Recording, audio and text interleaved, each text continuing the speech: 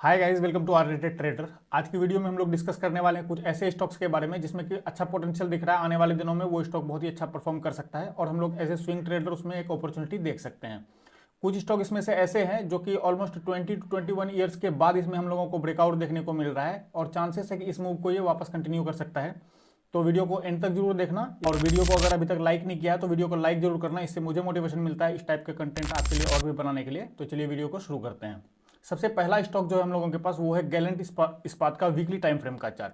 अगर आप देखोगे तो ये एक पार्टिकुलर जोन जो है ये बहुत ही लंबे टाइम तक प्राइस के लिए एक रेसिस्टेंस का काम किया था और फाइनली इस लेवल का हम लोगों को एक ब्रेकआउट देखने को मिला था जुलाई 23 में। काफी दिनों तक यहाँ प्राइस ने एक रेंज क्रिएट किया और अगेन फिर इस लेवल का एक ब्रेकआउट देकर प्राइस मूव किया। बहुत ही अच्छा एक एक्सपोनेंशियल मूव दिया हम लोगों को। फिर यहाँ पे काफी दिनों तक एक होल्ड किया और अभी प्राइस वापस रेडी है एक ब्रेकआउट देने के लिए। जनरली होता क्या है, कोई भी एक इंपॉर्टेंट लेवल हो, अगर कोई भी एक सपोर्ट हो या रेसिस्टेंस हो, अगर मेजर कोई सपोर्ट या रेसिस्टेंस है तो उसको प्राइस इतना इजीली ब्रेक नहीं करता है, हमेशा उसको रिस्पेक्ट जरूर करता है। चाहे तो प्राइस यहाँ से एक रेसिस्टेंस को हिट करेगा पहले और काफी दिन तक एक कंसोलिडेट करेगा, फिर जाके एक ब्रेकआउट देगा, तो हम लोग इसको एक जेन्युइन ब्रेकआउट भी मानते हैं और चांसेस कम रहते हैं कि ये ब्रेकआउट फेलियर होगा। या फिर दूसरा ये है कि अगर कोई एक रेसिस्टेंस है और प्राइस यहाँ से गया, एक बार ब्रेकआउट दिया, फिर एक पुल बैक ले इस सपोर्ट पर और अगेन अगर ये कंटिन्यू करता है तो फिर हम लोगों को एक हायर हाई का फॉर्मेशन दिख जाता है और चांसेस है कि ये कंटिन्यू कर जाता है मोस्ट ऑफ द टाइम। तो इससे हम लोग ना ब्रेकआउट फेलियर से बच जाते हैं और हम लोगों को स्टॉप लॉस रखने का भी एक प्लेस मिल जाता है। सपोज अगर यहाँ पे हम लोग करेंगे तो यहाँ पे हम लोगों का एक स्टॉप लॉस हो जाएगा प्रीवियस स्विंग लो, या अगर यहाँ पे हम लोग एंट्री करते हैं तो यहाँ पे हम लोगों का एक स्विंग लो का स्टॉप लॉस हो जाएगा। अगर आप देखोगे तो यहाँ पे सेम फॉर्मेशन है, काफी दिनों तक एक रेंज बनाया प्राइस ने, यहाँ पर हम लोगों को एक ब्रेकआउट देखने को मिला, एक ब्रेकआउट के बाद काफी दिनों तक यहाँ रेंज बनाया, एक ब्रेकआउट देखने को मिला, फिर एक बहुत मेजर इंपल्स देने के बाद 3 से 4 वीक यहाँ पर प्राइस ने हॉल्ट किया है, एक पॉज लिया है, फिर अगेन इस लेवल का हम लोगों को ब्रेकआउट देखने को मिला। अगर आप देखोगे तो ऑलमोस्ट 2 वीक से अभी प्राइस कहीं पर भी मूव नहीं किया है, सेम लेवल पर ट्रेड कर रहा है 2 से 3 वीक से। अगर आने वाले दिनों में 235 का हम लोगों को एक वापस ब्रेकआउट देखने को मिलता है तो सेम कैंडल का स्टॉप लॉस के साथ हम लोग इसमें एक एंट्री प्लान कर सकते हैं और आने वाले दिनों में 10 to 15% के टारगेट इसमें इजीली एक्सपेक्ट कर सकते हैं। 20 से 25 पॉइंट का मैक्सिमम हम लोगों का स्टॉप लॉस होना चाहिए और 1:2 का हम लोगों का रिस्क रिवॉर्ड होना चाहिए। बात करें नेक्स्ट स्टॉक की तो नेक्स्ट स्टॉक है हम लोगों के पास एशियन पेंट्स का वीकली टाइम फ्रेम का चार्ट। और आप लोगों को जैसा कि पता होगा ये स्टॉक बहुत ही फंडामेंटली स्ट्रॉन्ग स्टॉक है और मोस्ट ऑफ द टाइम ये एक बुल रन में ही रहता है। ये एसआईपी टाइप का स्टॉक है, जितनी बार भी ये पुल बैक पर मिले हम लोग इसमें एक एंट्री ही खोजते हैं, एक एंट्री प्लान करने के लिए। लॉन्ग रन में ये बहुत ही अच्छा प्रॉफिट देता है। अगर आप देखोगे तो ये बहुत ही बुलिश स्टॉक है ना, मंथली टाइम फ्रेम पर अगर आप देखोगे तो हमेशा एक पुल बैक देने के बाद बहुत ही अच्छा एक रनअप हम लोगों को देखने को मिलता है। और अगर आप देखोगे तो ऑलमोस्ट अभी 2021 से लेकर अभी तक एक ये रेंज में फंसा हुआ है। तो इसमें हम लोग एंट्री कैसे प्लान कर सकते हैं, ऊपर साइड से आपको एक रेजिस्टेंस दिख रहा होगा, जितनी बार भी इस रेजिस्टेंस पर प्राइस टेस्ट कर रहा है हमेशा वहां से हम लोगों को एक रिजेक्शन देखने को मिल रहा है। और नीचे साइड से आपको एक ट्रेंड लाइन का भी फॉर्मेशन दिख रहा होगा, ट्रेंड लाइन में जितनी बार भी आता है एक अच्छा खासा 10 to 15% का हम लोगों को रिटर्न देखने को मिल जा रहा है। दोनों ही एक रेजिस्टेंस को यहाँ पर और एक ट्रेंड लाइन का सपोर्ट मिला के हम लोगों को एक एसेंडिंग ट्रेंगल का भी फॉर्मेशन दिख रहा है।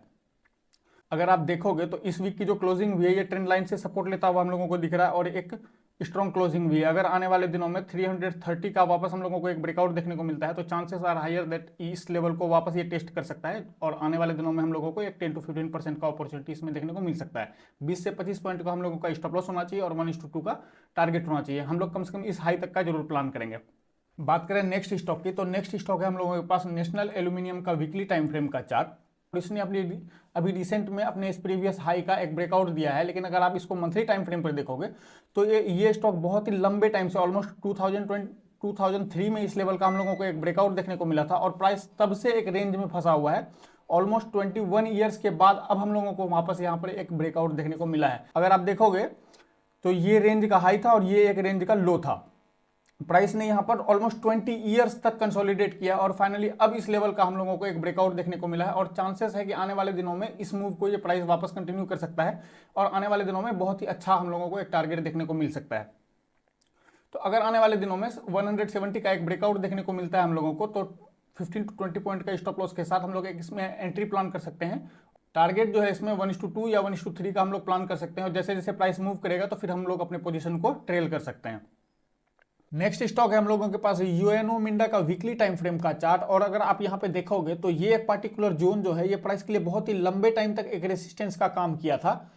फर्स्ट टाइम इसने यहाँ पर एक स्विंग बनाया था, सेकंड टाइम भी हम लोगों को यहीं से रिजेक्शन देखने को मिला और थर्ड टाइम भी हम लोगों को यहीं पर एक रिजेक्शन देखने को मिला था और बहुत ही लंबे टाइम तक यहाँ पर एक प्राइस ने रेंज क्रिएट कर दिया था। नीचे से आपको एक ट्रेंड लाइन का सपोर्ट भी दिख रहा होगा, ये एक ट्रेंड लाइन का सपोर्ट है। और फाइनली 2023 के नवंबर में हम लोगों को इस लेवल का एक ब्रेकआउट देखने को मिला था। एक ब्रेकआउट देने के बाद प्राइस अभी यहाँ पर एक पुल बैक ले रहा है। जो लेवल, जो रेसिस्टेंस हमारे लिए पहले एक रेसिस्टेंस का काम कर रहा था, जो एक जोन रेसिस्टेंस का काम कर रहा था, अब वो एक सपोर्ट बन चुका है क्योंकि एक ब्रेकआउट मिल गया है यहाँ पर और वापस प्राइस यहाँ पर एक सपोर्ट ले रहा है। और अगर आने वाले दिनों में प्राइस इस लेवल को कंटिन्यू करता है, 660 का एक ब्रेकआउट देता है, तो चांसेस है कि हम लोग 700 तक जा सकते हैं।